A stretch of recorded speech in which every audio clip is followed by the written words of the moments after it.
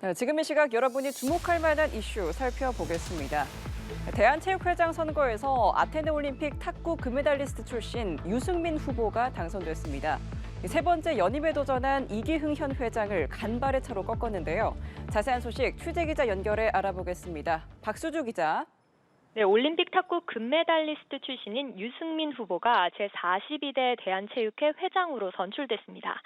유 당선인은 오늘 치러진 대한체육회장 선거에서 417표를 얻어 34.5%의 득표율로 당선됐습니다. 세 번째 연임에 도전한 이기흥 현 회장을 38표 차이로 꺾었습니다. 당초 야권 단일화가 무산되면서 현직인 이 회장에게 유리한 결과가 예상됐었는데요. 하지만 체육인들의 선택을 받은 건 유 당선인이었습니다. 이 회장은 개표 결과를 발표하기 전 투표장을 떠났습니다. 오후 2시쯤부터 2시간 반 동안 진행된 이번 투표에는 전체 선거인단 2,244명 중 약 54%인 1,209명이 참여했습니다. IOC 선수위원이자 대한탁구협회장을 지낸 유 당선인은 이 회장의 3선을 저지하겠다며 지난해 전격 출마를 선언했습니다. 유 당선인은 6명이 출마하며 사상 최고 경쟁률을 기록한 이번 선거에서 42살의 가장 젊은 후보이자 가장 인지도가 높은 선수 출신인데요. 앞서 출마 기자회견을 통해 투명과 공정을 약속하며 지방체육회의 예산, 행정 독립, 종목단체 자립성 확보 등을 주요 공약으로 내세웠습니다. 유 당선인은 당선 소감으로 기분이 좋기보다는 많은 책임감을 느낀다면서 체육인들이 다 같이 힘을 모았을 때 체육계 현안을 하나씩 풀어갈 수 있다고 생각한다고 당부의 말을 전했습니다. 유 당선인은 국민체육진흥법에 따라 문화체육관광부 장관 승인을 받아 취임할 예정입니다. 그간 이기흥 회장 체제에서 대한체육회는 문체부와 숱한 갈등을 빚어왔는데요. 앞서 유 당선인은 후보 시절 문체부와 수평적 관계를 지향하겠다면서도 무작정 싸우지는 않겠다고 밝힌 바 있습니다. 유 당선인의 취임과 함께 대한체육회와 문체부의 갈등도 자연스레 매듭지을 것으로 기대됩니다. 유 당선인은 2029년 2월까지 4년간 대한체육회를 이끌게 됩니다. 지금까지 보도국에서 전해드렸습니다. 네, 오늘 아침 경기 고양시 자유로에서 44중 추돌 사고가 발생하는 등 경기도 곳곳에서 대규모 추돌 사고가 발생했습니다. 밤새 내린 눈과 한파로 도로가 얼어붙으면서 차량들이 속수무책으로 미끄러진 건데요.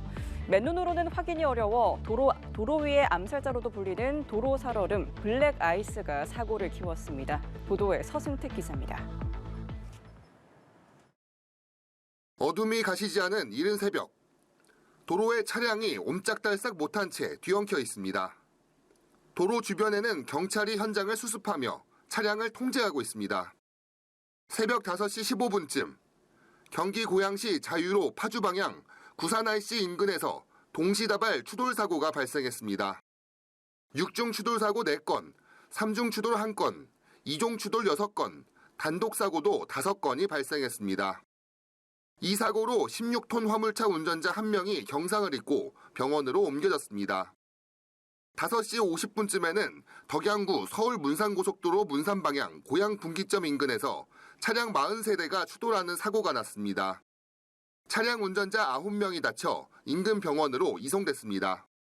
50분쯤 뒤에는 반대 서울 문산고속도로 파주 방향에서도 차량 18대가 추돌하면서 운전자 2명이 다쳤습니다. 사고 수습을 위해 도로 일부가 통제되면서 아침 출근길 극심한 정체가 빚어졌습니다. 경찰과 소방당국은 밤사이 내린 눈과 비가 얼어붙으면서 생긴 블랙 아이스로 추돌 사고가 발생한 것이라면서 뒤따르던 차량도 단독 사고가 잇따랐다고 밝혔습니다. 비슷한 시각 안산시 상록구 양상동의 한 도로에서도 차량 11대가 연쇄 추돌하는 사고가 나 SUV 운전자 1명이 경상을 입었습니다.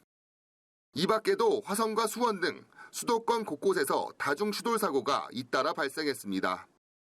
경기도는 재난 문자를 보내 도로 결빙과 눈 쌓임으로 교통안전 등 출근길 안전에 유의해달라고 안내했습니다. 연합뉴스TV 서승택입니다. 북한이 오늘 동해상으로 단거리 탄도미사일 여러 발을 발사했습니다. 북한의 탄도미사일 도발은 올해 들어 벌써 2번째인데요. 지난 6일 발사에 이어 8일 만입니다. 새해 들어 거듭되는 북한의 도발은 출범을 앞둔 트럼프 행정부의 관심을 끌기 위한 의도로도 풀이됩니다. 국가안보실은 안보 상황 점검 회의를 열고 대응 방안을 논의했습니다. 지성림 기자입니다. 북한이 자강도 강계 일대에서 동해상으로 여러 발의 단거리 탄도미사일을 발사했다고 합동참모본부가 전했습니다. 미사일은 250여 킬로미터를 비행한 것으로 파악됐습니다.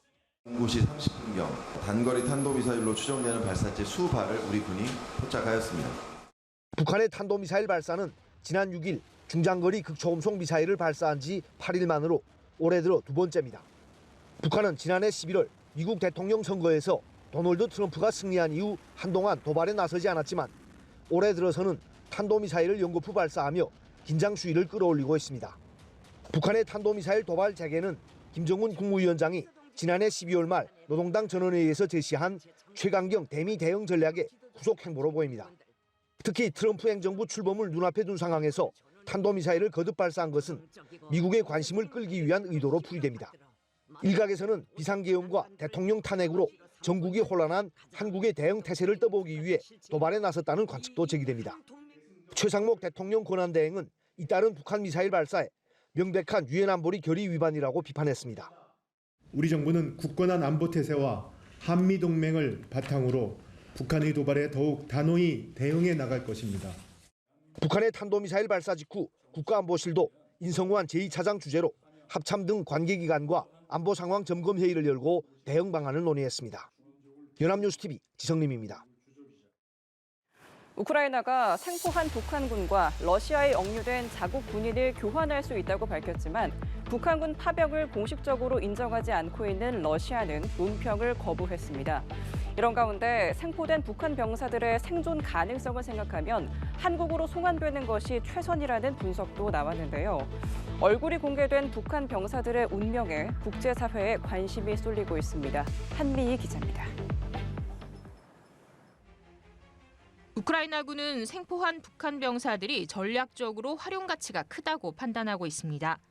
우크라이나 국방부 정보총국 당국자는 북한군 포로를 우크라이나의 이익을 위해 활용할 것이라며 북한군이 전쟁에 개입했다는 직접적인 증거를 확보한 것 자체가 매우 필요한 사실이라고 강조했습니다. 그는 우크라이나군이 북한 병사를 생포하는 상황을 준비했고 전문가들이 포로 신문에 참여하고 있다고 말했습니다. 또 현재까지는 북한군이 우크라이나 영토에 배치됐다는 정보는 없다며 추가 파병 가능성을 조사하고 있다고 전했습니다.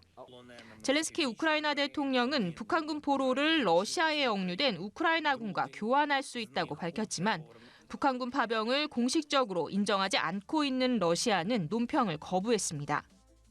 Поскольку пока никаких нет у нас в настоящий момент предпосылок для возобновления переговоров, от этого отказывается украинская сторона, то пока об этом говорить преждевременно.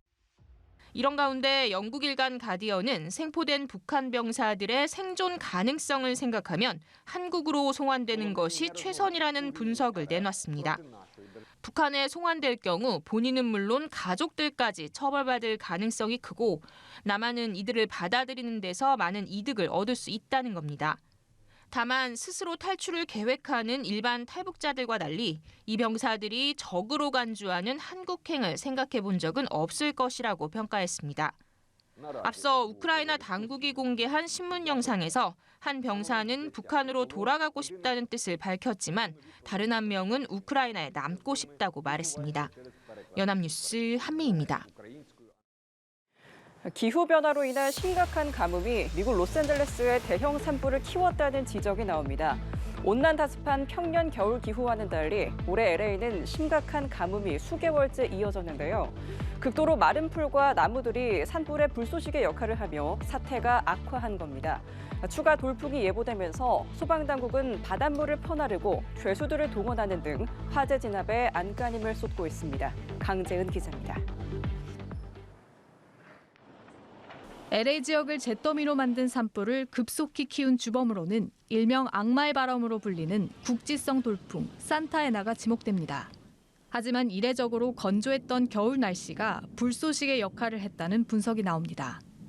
LA를 포함한 남부 캘리포니아는 여름이 고온 건조하고 겨울은 폭우가 올 정도로 습하고 따뜻한 것이 특징이지만 지난 3개월의 겨울 동안 화재 피해가 컸던 동부의 패서디나 등 일부 지역들은 단 한 차례의 부슬비만 내렸습니다. 작년 10월부터 현재까지 이튼 산불과 팰리세이드 산불이 발생한 지역 인근에서 관측된 누적 강수량은 같은 기간 평균치의 약 1% 수준에 불과했습니다. But climate change can also play in a role into all of this. And it can actually extract more moisture from the vegetation, from the surface. And that just means that this vegetation becomes easier to ignite, easier to burn. 산불 피해 면적이 프랑스의 수도 파리만큼 커진 가운데 기상학자들은 이달 말까지 LA에 비가 내릴 확률은 매우 낮다고 분석했습니다. 설상가상으로 소방용수마저 바닥나면서 소방당국은 바닷물까지 끌어다 쓰고 있습니다. 토양오염과 소방장비 부식 우려를 무릅쓰고 최후의 수단을 동원한 겁니다. 죄수 900여 명도 불에 타는 물건을 치우는 등 진화 작업에 투입됐습니다. 이런 가운데 기상당국은 오는 15일까지 최대 시속 113km의 바람이 동쪽으로 일겠다고 예보했습니다. As we've mentioned, the National Weather Service is predicting close to hurricane force level winds, and so we're making urgent preparations. 특히 기상당국이 화재 적색 경보를 내린 지역들은 습도가 10에서 20%대로 낮아 추가 산불이 발생할 위험도 있습니다. 다만 팰리세이드 산불과 이튼 산불의 진화율은 소폭 높아지며 불길을 잡는 데서 진전을 이뤘습니다. 연합뉴스 강재은입니다.